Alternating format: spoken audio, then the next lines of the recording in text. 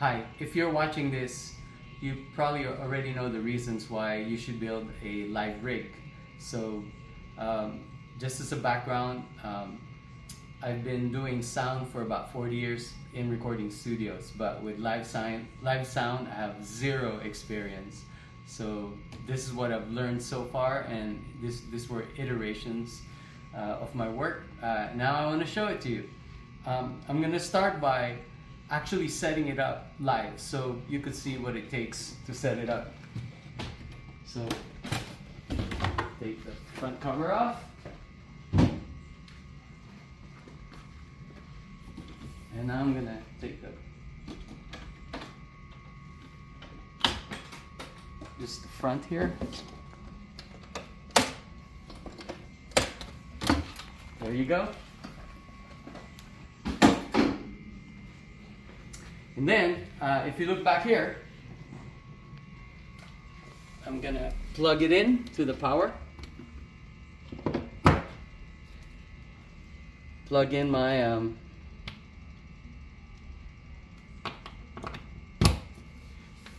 Cat 5e.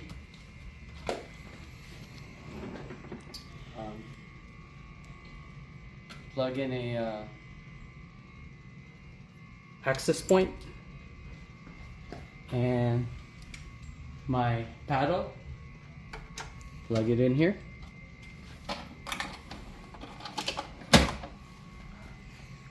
Antennas for the wireless mic.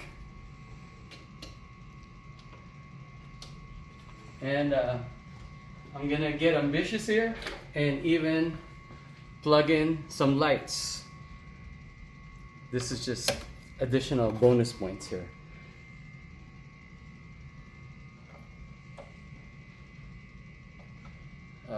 Some MIDI cable. Yeah, it's dark in here. I'm done, guys. I'm done.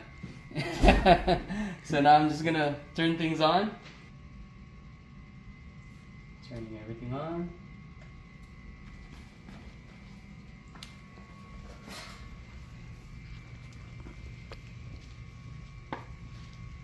Okay. Let me start with the rack itself. I'm using a ProRec 16U.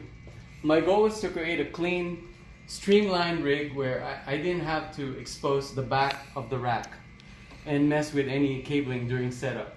This was critical, especially when you have minutes to hook up in a dark environment. So just to show you again, if you go to the back, I drilled 2 holes and added 2 ports, one for power and an AES 50 port to run a shielded Cat 5e cable to the stage box. It's just one thin cable going into the stage, and it's really nice and clean. The stage box, which is over there, that's where you'd hook up the bass, guitar, keys, drums, mics. I used the stage box also to output a wired in-ear monitor for the drummer. I wanted a solid non-wireless signal for the drummer, as he's in charge of following the clicker and guide tracks. I also routed the front of house feed through the stage box out. Okay, so let's go to the rack. And going through the rack on the first one, this started as an empty plate. And then anytime I was tempted to have to plug in anything in the back, I drilled a hole and made a port. So for wireless mixing, I have a router inside that manages the DHCP. I then use a TP-Link long-range access point to extend the coverage of my wireless signal right here. Okay, I think the range is like about 220 yards. This allows a solid signal not only for my front of house pad mixer, but for every band member managing their own IEM mix through their own smartphones. I drilled an RJ45 right here, so it just plugs right in here, which then goes to the router. That makes it, as you saw, an easy setup. Okay, for wireless mic, and I can't stress this enough how important it is not to skimp on this, as I've been burned before with interference. I'm now using a Shure ULXD2 transmitter along with a ULXD receiver. So that's this guy. So far, no issues. It comes with 2 antennas. If I need more wireless mic, I'm gonna have to do a distribution system. But for now, this works great. I haven't seen any interference at all. For wireless in-ear monitors, I'm using a mix of Shure PSM 900s and PSM 300s. That's what you see right here. And then on the third rack right here is a combiner. So what happens is, once you have a few of these with a bunch of antennas competing for space and interfering with each other, you need a combiner. I'm using a Phoenix Pro UHF wireless antenna combiner, which came bundled with an active directional paddle. It's been 100% reliable. Also, it eliminated having several power supplies, as the combine provides power for up to 4 of the Shure PSM. So all these guys is being powered by the combiner. So I don't need separate power adapters for each one. So again, I created a port on this empty space here, so it just plugs right in there, as you saw. Going down on my rack, using a VESA monitor mounting bracket with rack ears, I installed a touchscreen PC. Uh-oh, they're gonna see my password. And since it's permanently here, it connects to the wing rack wired. So I have it wired in there, so it's always working.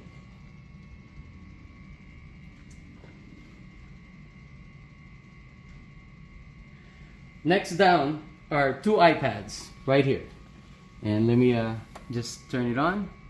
So, uh-oh, see my password again. I don't care. And let me launch a couple of apps here. Okay. These 2 iPad Pros are running an app called Multi-Tracker. It's connected to an iConnectivity Play Audio 1U audio interface, which I'll talk about shortly. But the Multi-Tracker app allows me to play back different tracks, like a clicker track, a guide track, backup tracks, etc. It can also, in the same timeline, send MIDI commands, in my case to send patch and effect changes to other devices, as well as send MIDI to DOOR MIDI, which translates my MIDI commands to MDX-like commands. With that, I drilled an MDX port, so I can just plug my MDX cable right from the top of my rig, like right here. So this goes to my lights right there. Okay,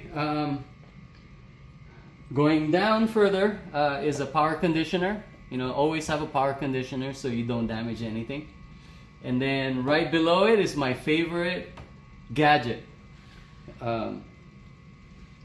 That's the iConnectivity Play Audio 1U. I used the Connectivity Audio 4C before when I was doing playback. That's this guy, but it only supports 1 iPad. And because this has become critical to our show, I wanted to make sure we had some redundancy. And what happens is, well, I'll explain that more when we get there. Yeah, I'll explain it now. So basically, there's a sine wave right here that's continuous, and so if this one is playing and the machine detects like loses the sine wave, it knows this machine has crashed, so it fails over to this one. And that's how it works. It also, you know, this app sends MIDI signals from here that goes out to my lights and my other devices. So yeah, that's how it works. And then right below it is the brain of it all is the Behringer wing rack. And this is where we manage our mix, our in-ear monitor mixes, our routing of all the audio inputs and outputs, saving all the configurations, and that's it. And down here is just where all the in-ear monitor receivers are, where the microphone is. That's basically it. So now let me just do a quick demo. Oh, the other thing is you need to trigger so they both play at the same time. And the way I did that, again, I went up here and created my own momentary switch. So when you play that, when you press that, it sends it here, and this guy converts that momentary switch into a MIDI note. And I've configured these iPads to listen for that MIDI note to do a start.